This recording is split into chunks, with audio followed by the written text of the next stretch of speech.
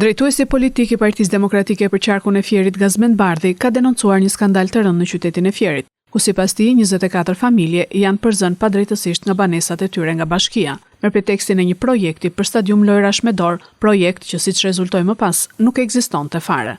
Në një postim publik në rrjetet sociale, Bardhi shpjegon se që në mars të vitit 2018, familjet janë njoftuar për shembjen e shtëpive të tyre në kuadër të projektit të stadiumit. Megjithse banorët kundërshtuan vendimin dhe procedurat e shpronësimit nuk ishin përfunduar, në qershor 2021 atyre ju dha ultimatumi për të liruar banesat brenda 5 ditësh.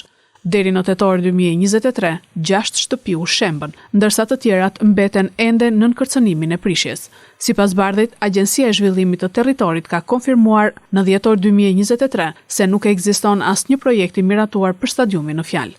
Kjo do të thotë se shembja dhe dëbimi banorëve janë bërë në mënyrë të palishme dhe abuzive, ndërsa zona po përgatitet për ndërtimin e pallateve në qendër të qytetit.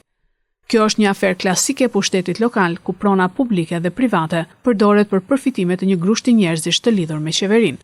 Disa nga këto familje sot jetojnë me qëra, të tjerat kanë braktisur Fierin, shkruan Bardhi duke kërkuar hetim të plot nga SPAK për rastin dhe ndëshkimin e personave përgjegjës.